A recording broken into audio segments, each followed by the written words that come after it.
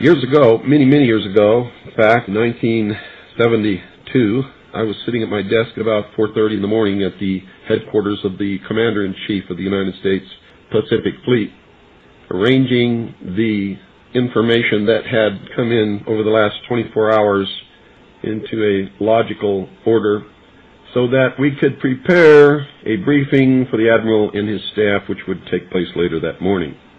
Among the papers I found on my desk was a document entitled Operation Majority, and it was not the entire paperwork involving this operation, but was merely a synopsis of the operation and projects contained under it.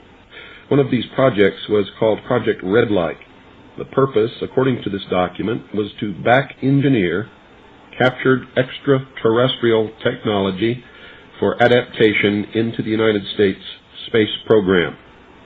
Now, I have since come to believe that the extraterrestrial portion of all of this is nonsense, but that the technology is real.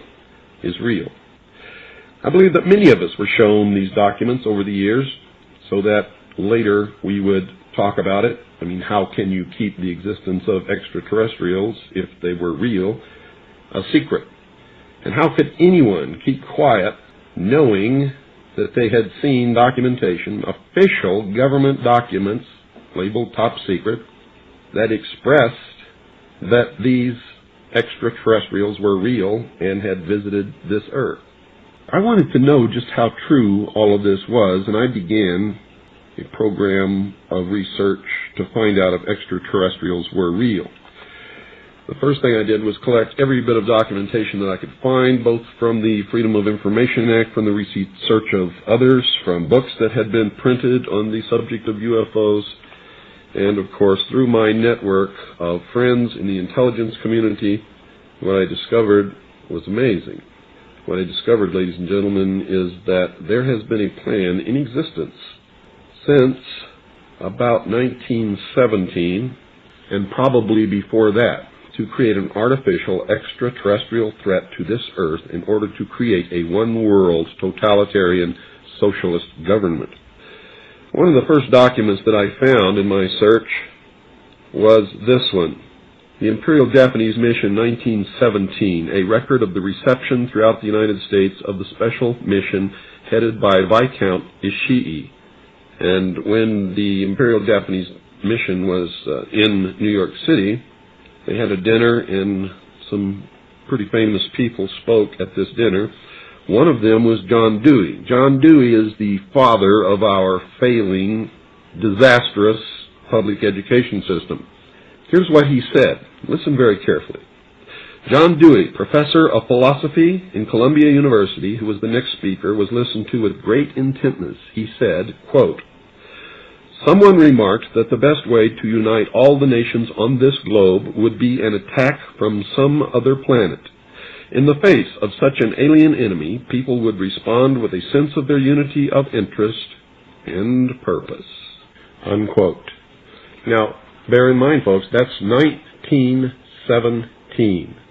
One of the next documents that I found, and I found quite a few, but one that's pretty important, is called a Report from Iron Mountain, the Probability and Desirability of Permanent Peace. Now, I encourage you to find this book, wherever you can find it. I don't know where you can get it, but find it. Page 66. Credibility, in fact, lies at the heart of the problem of developing a political substitute for war. This is where the space race proposals, in many ways so well suited as economic substitutes for war, fall short. The most ambitious and unrealistic space project cannot of itself generate a believable external menace. It has been hotly argued that such a menace would offer the last best hope of peace, etc., by uniting mankind against the danger of destruction by creatures from other planets or from outer space. Experiments have been proposed to test the credibility of an out-of-our-world invasion threat. And it continues on another page.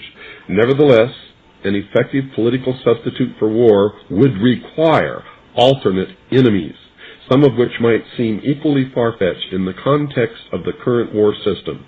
It may be, for instance, that gross pollution of the environment can eventually replace the possibility of mass destruction by nuclear weapons as the principal substitute for war. Are you beginning to get the message, folks? Poisoning of the air and of the principal sources of food and water supply is already well advanced, and at first glance would seem promising in this respect. It constitutes a threat that can be dealt with only through social organization and political power.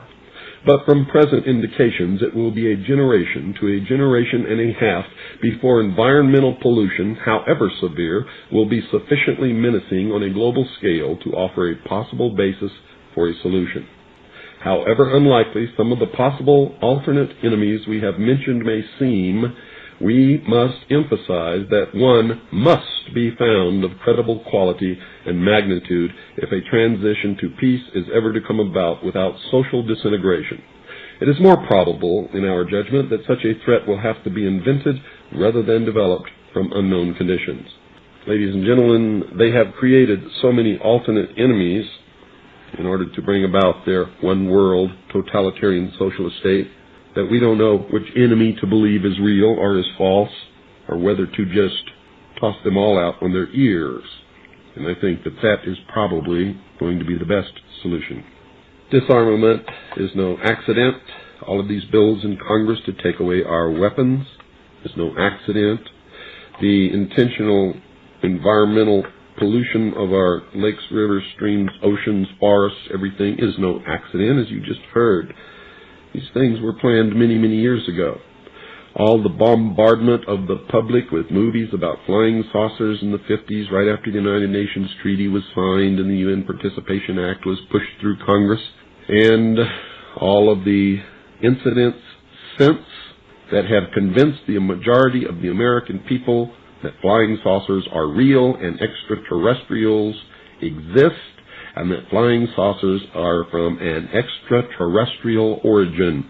This is being promulgated in many ways, by television commercials, in the movies, in the newspapers, by creating incidents either real or imagined. I believe, because of my research and because of the extensive documentation that I've found and that is in my book, that this whole scenario has been created to give us an artificial alien threat from outer space. During the Reagan administration, he made 6 speeches, specifically talked about a threat from outer space by some other species from some other planet. 6, ladies and gentlemen. Why would the president repeat the same thing 6 times, tagged on to the ends of speeches by him? The speechwriters did not put that in the speech. Ronald Reagan added it himself.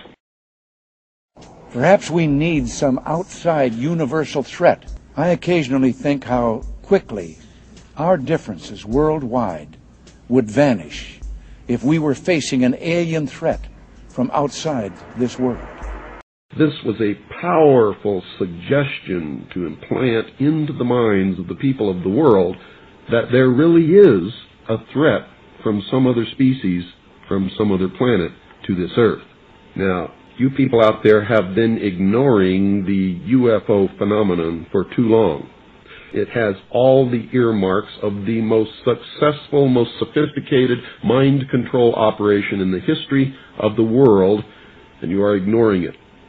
What better way to implement a plan to bring about a one-world government than to create the possibility in the minds of the people of the world that we are being threatened from some other species, from some other planet, and do it in a way that if anybody questions it or challenged it or wants to talk about it publicly, that they are ridiculed. And the ultimate goal is to make the earth look very small, to present the people of the world with an external threat to this earth, a superior race from some other planet, vastly superior to us in intellect, philosophy, and technology, in order to cause the dissolution of nation-states, the dissolution of all existing religions, and the formation of the world totalitarian socialist government